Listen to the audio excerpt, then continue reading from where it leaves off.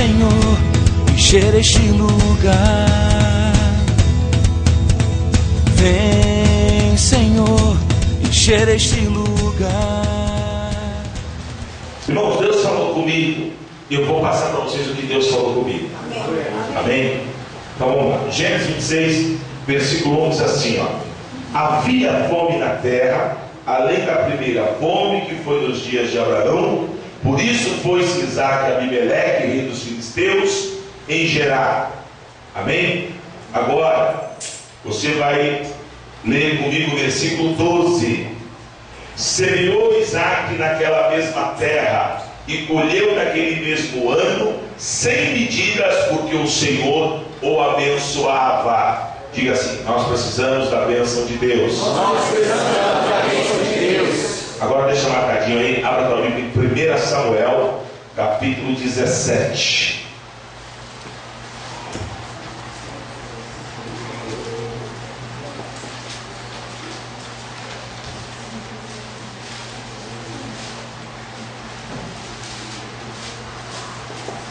Versículo 24. 1 Samuel, capítulo 17, versículo 24, diz assim, ó: porém todos os homens de Israel, vendo aquele homem, fugiam de diante dele e o temiam grandemente. Amém? Vamos orar. Antes, deixa eu me desculpar aqui de domingo. Estou bem, também todo jeito tinha que fazer, né, irmão? Mas, aliás, arrumaram? Arrumaram, né? O bendito relógio estava quebrado domingo. Eu estou aqui tranquilo pensando que era 15 para as 10.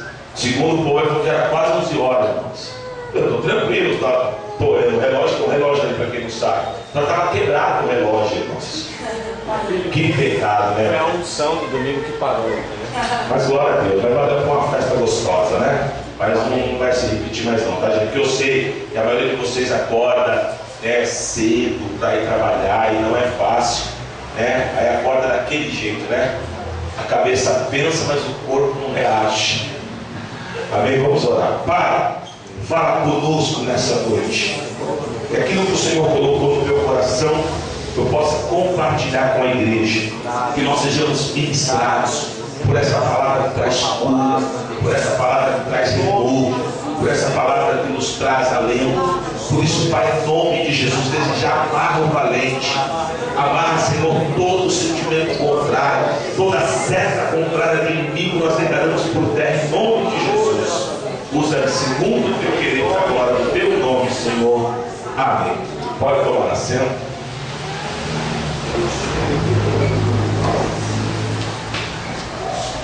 Glória a Deus. Todos nós que somos servos de Deus, nós expressamos um dos dons que está escrito lá em 1 Coríntios, no capítulo 12, que é o dom da fé. Fé que às vezes a gente trata como algo assim, meio que, será que a pessoa se trata uma fé não da maneira que deve ser tratada, porque a fé é algo muito importante.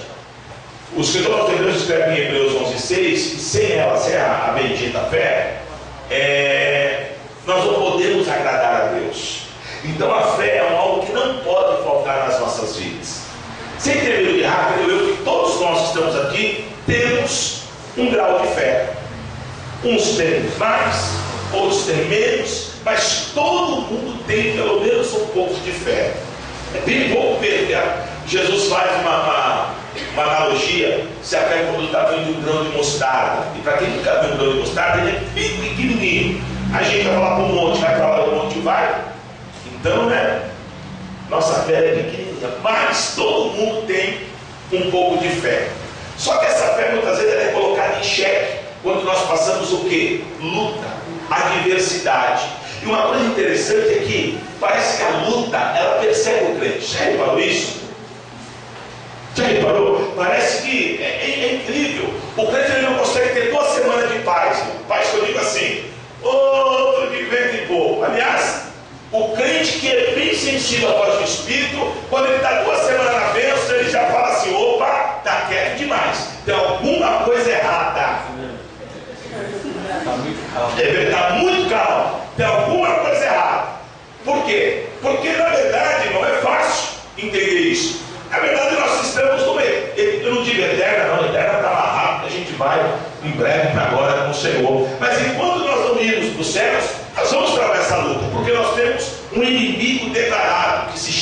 Satanás. Amém? Nós temos uma luta travada contra ele. E qual é a estratégia do diabo? O diabo, quando ele manda luta sobre você, ele sabe que você, como ser humano, você vai se abater. Você concorda comigo? Por mais fé que você tenha, quando a luta vem, você de alguma maneira se abate, ou retrocede, ou fica mal. E com isso, o diabo vai o quê? Vai ganhando campo. Por quê? Porque conforme a luta vai aumentando, as dificuldades vão aumentando, a adversidade vai aumentando, você vai se encolhendo. Porque nós temos a seguinte ideia, né? A luta é algo difícil para nós. A luta, até coloquei aqui no meu esboço, ela traz alguns sentimentos que é difícil. Por exemplo, eu coloquei aqui, a luta traz sentimento, por exemplo, de insegurança. Aí mesmo em Gênesis 26, no versículo 7, os filisteus falam assim para Isaac, né? Deixa eu até, parece aqui, você pode falar, mas Isaac e Davi tem nada a ver. Eu quero traçar uma analogia dos dois para você entender. Então, por exemplo, Isaac, versículo 7 do capítulo 26, ele é indagado pelos filisteus. Quem é essa aí? A Rebeca, que era a esposa dele. Olha o sentimento de Isaac. Isaac pensou, minha mulher é bonita, eu estou chegando aqui na terra dos caras, eu vou falar que ela é minha mulher, os caras vão acabar comigo. Quer dizer, ele ficou inseguro, ele ficou, eu não vou falar. E aí ele mentiu, ele falou que Rebeca era o que dele? Irmã, Isaac, filho do patriarca Abraão, o homem que tinha toda sorte de bênção sobre ele, em meio à adversidade, ele ficou o quê? Inseguro. Amém? Eu coloquei aqui também 1 Samuel, capítulo 17, versículo 38 ao 39. Vamos ver aqui. O versículo 38 e 39 está escrito aí, ó. Deixa eu ver só o 38, diz assim, ó. E Saul vestiu a Davi das suas vestes, pôs sobre a sua cabeça um capacete de bronze e o vestiu de uma couraça. Saul era, nessa época, ele era o quê? Rei de Israel. Davi não era rei, mas quando foi garoto já havia sido consagrado, estava sendo constituído. Todo Israel cria em quem? Em quem Israel cria, gente? Ao único Deus, ao Deus Todo-Poderoso. Mas por que Saul quis colocar uma armadura em Davi? Porque ele tinha insegurança. Um gigante lá, eu olho para o cara e já tenho medo, pelo amor de Deus. Você já reparou na mão dele, Davi? Na mão dele tem 6 dedos em cada mão. O cara é bicho, sai fora. Está entendendo? Por mais que eles criam em Deus, mas eles tinham uma insegurança. O que eu quero trazer à tua mente, irmão? A insegurança em meio à luta, ela vem, ela faz parte. Mas daqui a pouco eu tenho uma palavra que Deus colocou no meu espírito hoje.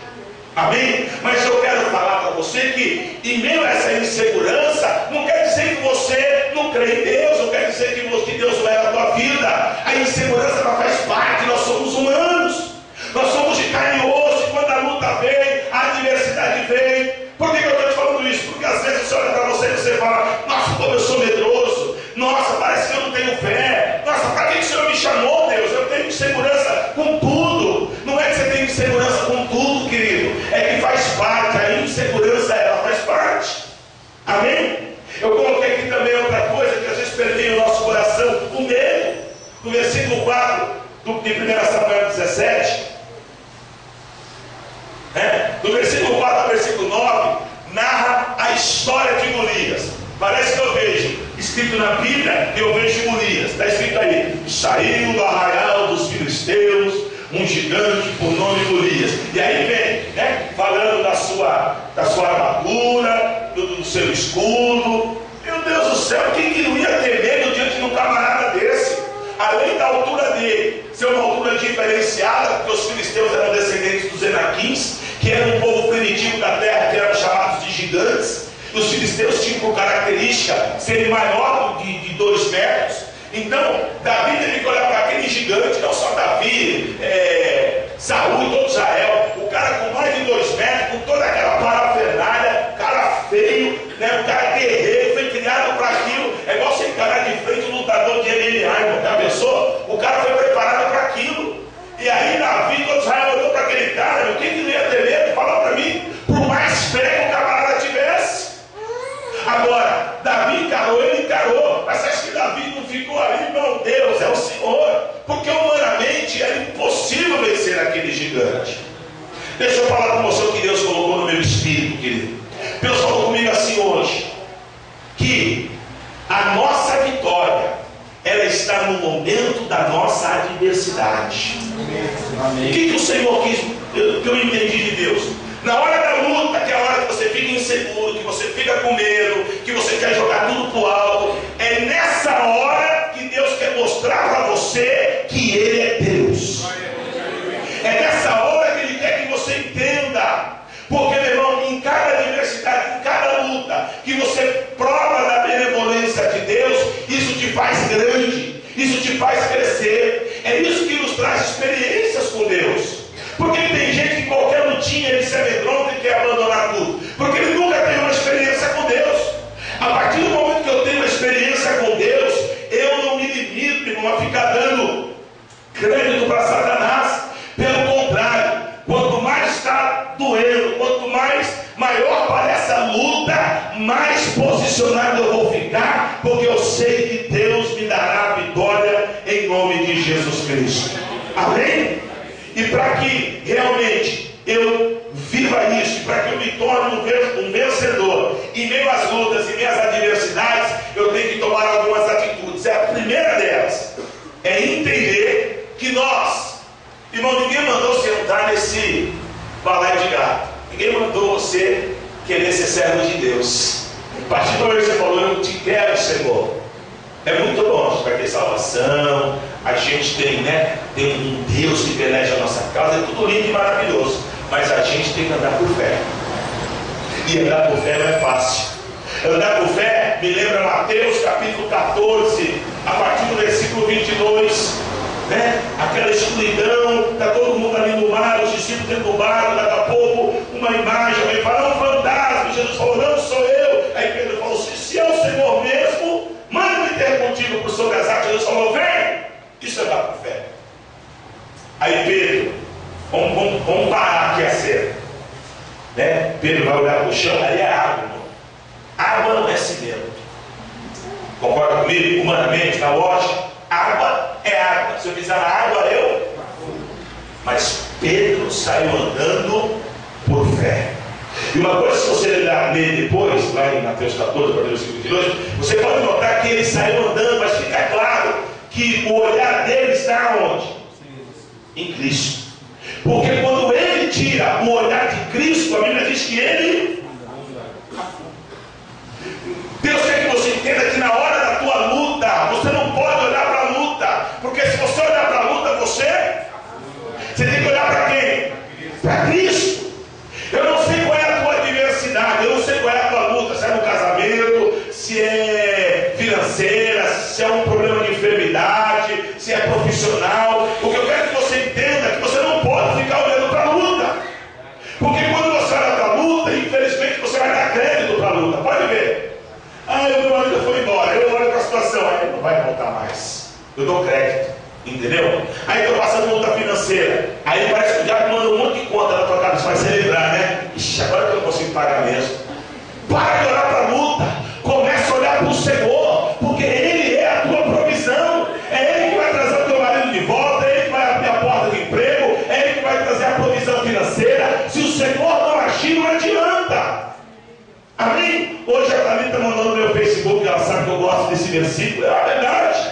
Uns confiam em carros e cavalos, nós dizemos menção ao nome do Deus Todo-Poderoso. A nossa confiança tem que estar nele. Andar por fé, querido, é crer que o Senhor é Deus. Tem algumas lutas que eu oro e falo, Deus, eu não estou lutando a minha causa, é a causa da tua obra. Por isso eu preciso do Senhor, eu preciso de uma intervenção sua, Senhor. Deus ministrou no meu coração que Ele tem intervenção para a tua vida, querido. Ele tem intervenção para o teu casamento. Deus continua sendo Deus. Por isso, para, querido, de olhar para... Se Pedro, no início, olhasse para a água, ele não teria andado por fé. Mas ele olhou para o Senhor. Parece que a palavra de Deus deu chão para Pedro. Em cada palavra do Senhor, ele apoiou seus pés, ele foi andando. Apoie a tua vida na palavra de Deus. Que a palavra de Deus seja a tua base, que a palavra de Deus seja o teu chão, que você ande por ela, que você creia nela. Amém? O salmista diz no Salmo 112 que nós, servos de Deus, não devemos temer a má notícia. Nós temos que acreditar, nós temos que crer e andar por sobre as águas, porque quando eu ando por sobre as águas, eu vivo o miraculoso, eu vivo o sobrenatural de Deus. E Deus chamou eu e você para vivermos o quê? O sobrenatural dele. Eu sempre brinco quando eu falo desse texto, porque o lar estava cheio de discípulos, mas lá no céu só quem pode contar esse testemunho é Pedro, porque os outros ficaram lá dentro do barco, porque tiveram medo, tiveram insegurança. Agora Pedro falou: amém, se o Senhor está chamando eu vou. E ele confiou. Quando eu confio no Senhor, eu não vou ser confundido. Amém? Quando você confia no Deus Todo-Poderoso, você não será confundido, em nome de Jesus. Diga assim: eu confio no Senhor, e eu vou vencer a adversidade andando pela fé. Amém? Você está entendendo, querido? Você precisa criar força no meio da luta. Parece óbvio que eu estou falando, mas não é. Imagina um gigante descendo por vale, e Davi descendo. Irmão, Davi, ele tinha fé, mas ele era homem. Você acha que na cabeça dele não passou? Meu, esse cara vai me trucidar. Esse cara vai passar por cima de mim como um feminino passa por cima de um fusquinha, meu. Pelo tamanho do cara, você acha que ele não teve? Mas na hora da luta ele criou força. Na hora da luta é como se Deus falasse para ele: vai. E ele fala para o gigante, ele fala: você vem contra mim com lança e com escudo, mas eu vou contra ti em nome do Senhor dos Exércitos. Em meio à luta, ele é cheio do poder de Deus. É isso que eu quero que você entenda. Eu não sei qual é a tua luta, mas a luta que foi para baixo. Mas nessa noite, o Espírito de Deus nos reveste de poder, de ousadia, de intrepidez, e nós nos levantamos debaixo da força do Todo-Poderoso, e nós vamos marchar, nós vamos caminhar, e o Deus de Israel, Ele nos dará vitória. Aleluia. Amém? É igual Isaac. Por isso que eu fiz a analogia. Isaac estava numa terra seca. O capítulo 26 começa dizendo que Gerar estava passando por fome. Então ele estava numa terra de fome, numa terra seca, numa terra que era passagem de salteadores, de ladrões, numa terra. Gerar era conhecida como uma terra do pedregulho. Então era uma terra cheia de pedra. Então ele está ali. Os filisteus, sempre foram inimigos do povo de Deus, poderiam matá-lo, poderiam pegar a sua esposa. E em meio à adversidade, lá no versículo 12 do capítulo 26, diz que Isaac semeou naquela terra e colheu a 100 por 1. Qualquer um ia falar: eu vou morrer aqui não dá, Deus. E agora? Qualquer um ia tomar essa atitude. Mas Isaac creu que Deus não havia colocado ele em barca furada. Deus não vai te colocar em barca furada, querido.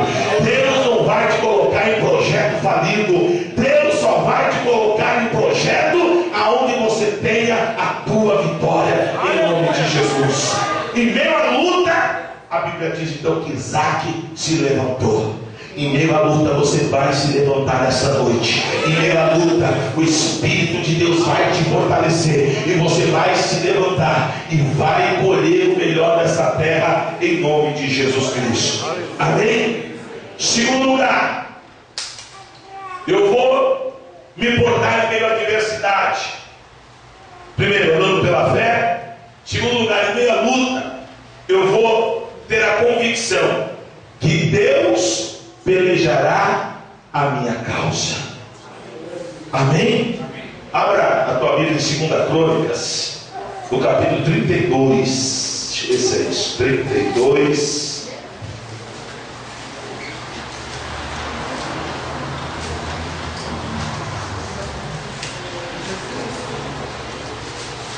É isso mesmo. 2 Crônicas 32, versículos 7 e 8.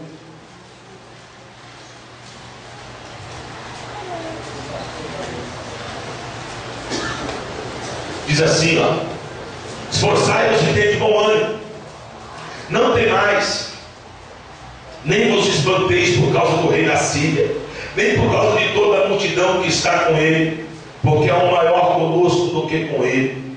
Com ele está o braço da carne, mas conosco o Senhor nosso Deus, para nos ajudar e para guerrear nossas guerras. E o povo descansou nas palavras de Ezequias, rei de Judá. Aleluia. Amém? O rei da Síria estava se levantando contra Israel, contra Judá. E a Bíblia fala que Senaqueribe, ele manda um dos seus mensageiros, que se não me falha a memória, por nome de Rabsaquer, e ele vai e começa a trazer um monte de afrontas sobre Judá. Ele manda carta, falando um monte de bobagem. Numa dessas cartas, a Bíblia fala que o rei pega a carta e ele mostra para Deus, fala: está aqui, ó, olha o que o inimigo está dizendo de nós. E a Bíblia fala que Deus levanta o profeta, e o profeta começa a profetizar e falar, né, aqui para o rei Ezequias, que com eles está o braço da carne, mas com eles ali, conosco, está o braço do Senhor nosso Deus. Amém? Então, meu irmão, às vezes você está em meio à luta e a gente esquece que é um Deus que peleja a nossa causa. Senão, do que adianta nós cremos num Deus que não peleja a nossa causa? Do que adianta nós cremos num Deus e na hora da luta a gente acha que está sozinho? Não estamos. Por quê? Porque no inimigo está o braço da carne, mas conosco não, conosco está o braço do Senhor nosso Deus. E lá em 2 Crônicas, capítulo 20, versículo 17, a Bíblia fala que se ajuntou os povos da terra, se ajuntou os amonitas, os moabitas, eu acho que os amalequitas, fizeram um povo, todo esse povo, e partiu para cima de Israel. Amém? Quando chegou a notícia, Josafá ficou apavorado. Eu fico imaginando o sentimento de Josafá. Chegar a notícia: olha, se ajuntou, né? Vamos falar no nosso contexto aqui, ó. Se ajuntou o povo do Rio de Janeiro, o povo de Minas Gerais, o povo vai vir tudo aqui pegar a gente. Já pensou? Bahia, eita Deus. Foi a notícia que chegou para Josafá: olha, os moabitas se juntaram com os amonitas, se juntaram. Olha, agora estreitou, hein? Josafá deve ter ficado com o coração com medo. Mas a Bíblia diz que Deus visita Josafá, e Deus dá uma palavra, e Deus diz assim para ele, está lá no versículo 17. Deus fala com ele, e Deus fala assim: olha, nesta peleja não peleje de pelejar, somente tomar posição e veio o livramento que vem da parte do Senhor. Essa é a palavra que eu tenho crido, meu irmão. Amém? Há um Deus a qual nós servimos, que vai pelejar a nossa causa.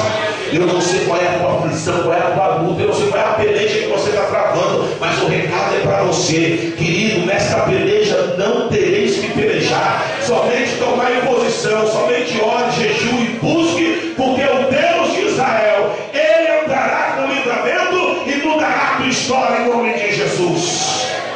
Aleluia. O pelejador de Israel, ele é vencedor invicto, jamais perdeu uma batalha, e não é a tua que ele vai perder. Ele vai entrar nesse negócio e vai mudar a história.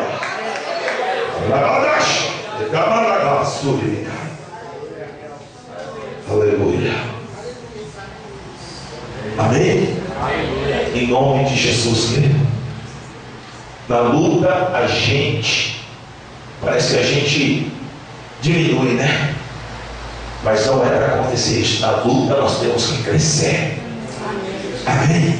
Na luta, Jerusalém assolada, muro destruído, má notícia. Ainda ele fala para Neemias: a nossa terra está acabada, o nosso povo está tudo destruído, mendigando na praça. Mas a Bíblia fala que Neemias, na hora da luta, ele chora, mas daqui a pouco ele se levanta e ele fala: não, eu vou mudar a história daquele povo.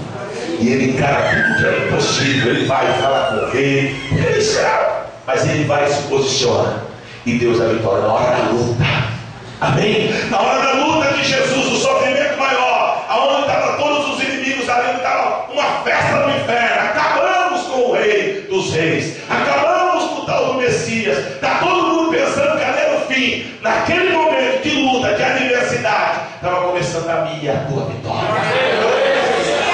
Amém? A luta, nos olhos, numa ótica humana, ela representa morte, destruição, perda. Mas dentro de uma ótica espiritual, representa o nosso crescimento e a nossa vitória. É em meio à luta que você cresce, é em meio à luta que você desenvolve o teu chamado. Amém? É em meio à luta que o Senhor te coloca em condição de honra. É em meio à luta, querido. É em meio à situação difícil que você olha e você fala: eu não vou vencer esse gigante. Mas aí Deus te levanta e você vence. Por quê? Porque nessa peleja não tereis que pelejar, somente tomai posição. Deus pelejará a tua causa em nome de Jesus. E para finalizar, em terceiro lugar, em meio à adversidade, se eu quero realmente tomar força em minha luta, eu tenho que andar por fé, eu tenho que entender que Deus peleja a minha causa. Em terceiro lugar, eu tenho que entender, faz assim com as tuas mãos, que Deus tem uma chave que Ele coloca nas tuas mãos nesta noite, a chave que abre a porta do impossível. Amém? Vamos lá para Apocalipse capítulo 3.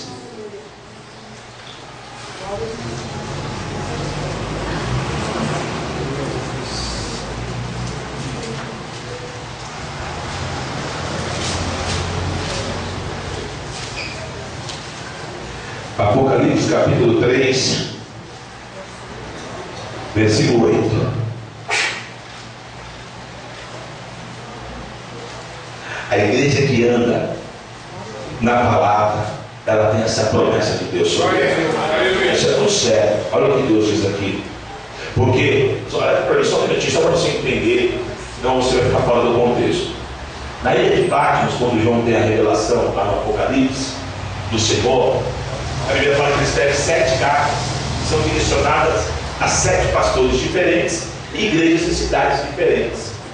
E para cada pastor, para cada anjo da igreja, nos trata do problema da igreja. Das 7 igrejas, somente essa que nós vamos falar foi a igreja que estava no centro da vontade de Deus. E olha que interessante, em meio a essas 7 igrejas, uma delas, que era a igreja de Laodiceia, ela era conhecida como uma igreja muito rica. Era uma igreja que ela era situada no centro têxtil e bancário. Então lá congregava quem? Empresários do ramo têxtil e do ramo bancário. Amém? Era uma cidade bonita, uma cidade turística. Lá tinha umas fontes de águas que elas geravam águas mornas, né? Por isso que quando Deus dá inspiração para João escrever para a igreja de Laodiceia, ele fala numa linguagem que o povo entendesse. Lá se fabricava também um ungüento para os olhos, um colírio para os olhos, que era assim procurado por toda a Ásia. Então era um lugar assim maravilhoso, uma igreja rica. Mas olha como Deus enxerga naquela igreja. Deus fala lá que era uma igreja miserável, pobre, desgraçada e cega. Agora a igreja de Filadélfia, que essa igreja vamos falar aqui, ela era uma igreja que tinha problema financeiro. A gente tem problema financeiro aqui? A gente corre atrás para deixar a igreja no livro? Tem. Diz que a igreja tinha pouca força. A gente tem muita força. Eu tenho pouca força. Pouca força. Nós temos que depender 100% de Deus. Amém? Você luta contra o teu pecado, sim ou não? Amém. Sim. Então aquela palavra que Paulo diz, Paulo fala assim, ó: o pecado que não quero fazer, esse eu faço. E o bem que tanto quero fazer, esse eu não consigo fazer. A gente é assim. Agora olha o que o Senhor fala para essa igreja aqui no versículo 8. Eu sei as tuas obras, e eis que diante de ti pus uma porta aberta. Porta aberta ou fechada? Aberta. E ninguém pode fechar. Meu Deus, aleluia. Isso é sério, irmãos. Eu não sei qual é a tua luta, mas Deus está dizendo: ninguém, diga ninguém. Ninguém vai fechar a porta que Deus está abrindo para você. Ninguém. Tendo pouca força, guardaste a minha palavra e não negaste o meu nome. Amém? Amém. O que é não negar o nome do Senhor? É ser uma igreja verdadeira. Ser igreja verdadeira não é ser igreja santagona, que eu estou dizendo, sabe, a gente se achar melhor do que as outras. Não é isso. Até porque, irmão, Deus não está nessa pilha, viu? Sabe, isso é pilha do homem. Aquela igreja melhor que a tua, que isso aqui não aconteceu. O Senhor vai buscar uma igreja lavada e remida no sangue dele. Amém? Agora, o que eu quero que você entenda é a igreja que se esforça para orar no centro da vontade. Hoje eu estava conversando com um amigo meu, um advogado, ele tem um trabalho social lindo com crianças. Eu já vou ver que a pastora vai começar a me mexer, para a gente começar de alguma forma a abençoar esse trabalho dele. Para a gente ir lá, vai fazer o Natal feliz, vamos fazer lá com as crianças, vamos, entendeu? Por quê? Porque São coisas que hoje igrejas aí que são milionárias não fazem, que é obra social e que é a obra do Senhor. Base bíblica para isso. É notório em João 6, quando Jesus fala com alguns discípulos, né? Esse povo já deve estar com fome. O povo estava acompanhando Jesus já. Os discípulos nem tinham, né? Os discípulos, muita gente, né? Eu falo, não. O povo está aí, foi uma cara nos acompanhando, deve estar com fome. Só que tinha um lá que era da obra social, ele falou: opa, eu tenho 5 pães e 2 peixes. Aí os discípulos, né, incrédulos, não, mas o que é isso para tanta gente? Mas Jesus falou: trazei aqui os pães e os peixes. E o Senhor fez um milagre. Quer dizer, eu entendo ali que Jesus se preocupou com a fome do povo. Jesus se preocupou com a necessidade do povo. Às vezes a gente quer fazer a obra de Deus, mas a gente não quer se preocupar com a necessidade do próximo. Amém? Que nós precisamos. E está aqui, ó. É claro que a igreja que anda na palavra, ela vai ter uma porta escancarada, ela vai ter uma porta aberta. Quando eu falo igreja, eu falo do Marco. Mas é claro que se você faz parte da igreja, você é fiel ao Senhor, a porta vai se abrir para você. Amém? Deus vai te honrar na tua empresa. Amém? Deus vai te honrar no teu casamento. Mas eu estou na luta, então agora é a hora de você se levantar. Tem mulher que faz a luta e fala: deixa ele para outra. Irmão, lembra de Ana? Em meio à luta, mas ela ia para o templo. Em meio à luta ela rasgava as vestes. Em meio à luta ela chorava, ela orava. Em meio à luta Deus deu a vitória para ela. Amém? Deus não vai te esquecer no anonimato, não, porque Deus vai te colocar em condição de honra. Amém? Agora, não desista. A luta está ferrenha, é a hora de você sair, que é a hora de você falar: o meu Deus, Ele é o pelejador de Israel, é invicto nas batalhas e Ele vai entregar a minha vitória em nome de Jesus. Amém? Feche seus olhos.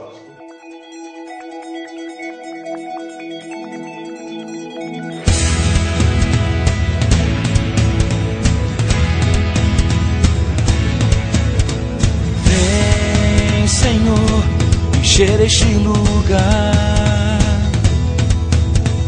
Vem, Senhor, encher este lugar.